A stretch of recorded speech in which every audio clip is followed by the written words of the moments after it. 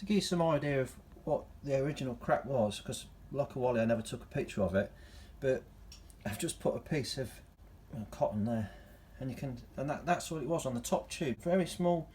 It looked like a scratch.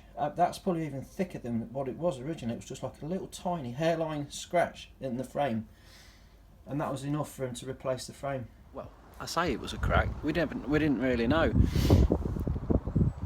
I was keeping my eye on it, and it just looked like a tiny little hair. It was about 5 millimeters long. It could have been a scratch, just a tiny little scratch in the paint, in the lacquer.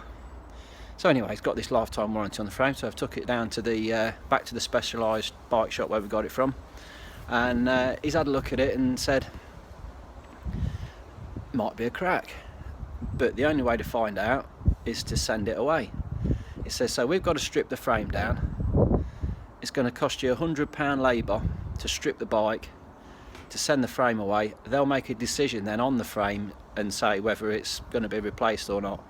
Bit of a gamble there, you see. So I'm thinking, well, do I pay the £100, or do I just see if the crack develops?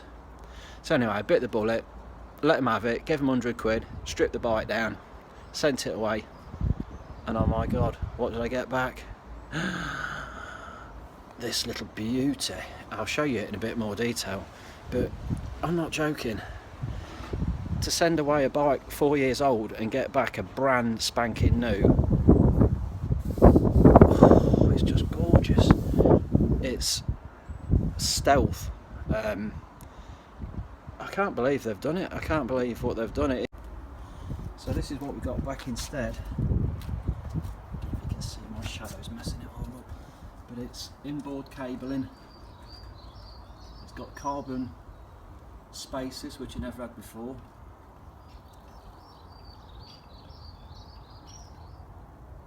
The crank is slightly larger.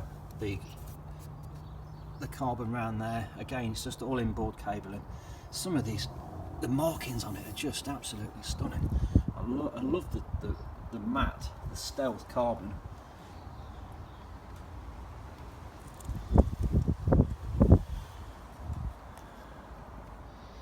Yeah, so I sent away an SL2 and got back an SL4. Fact 9R carbon. It's just completely different. My original bike was a Tarmac Sport, and this one is just well, it's amazing. I've not seen one. I haven't seen this particular frame in the shop. When I spoke to the shop, because they said it wouldn't be an exact match of the original bike, and when it came back and they said it's because my other one was painted, it was gloss, it was black, it was white, painted. This has come back, it's bare carbon. I mean, the specialised logo is just embossed in the carbon. You know, it's absolutely stunning. This has got all the inboard cables on it, whereas my other one was all external cables. Best £100 I ever spent.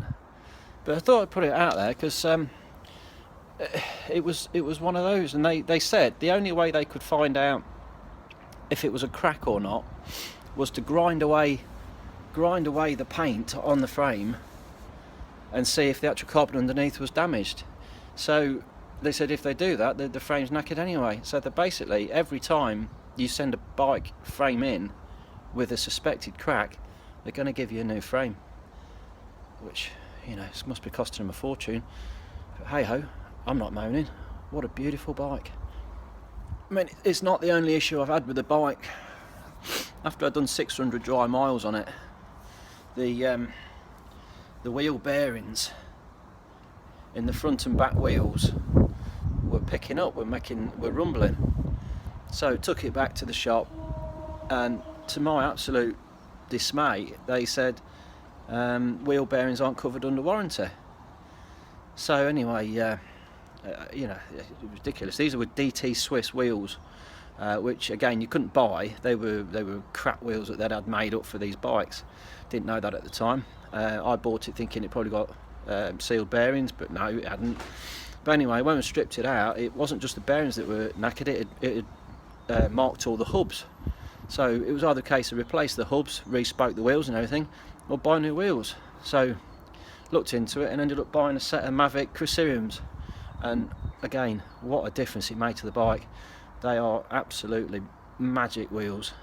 About 400 quid for a pair, best 400 quid ever. Oh, it's straight away, it picked me up another 1.5 miles an hour average speed just by changing the wheels. Thank you, Specialized. That's all I can say. It's been a pleasure.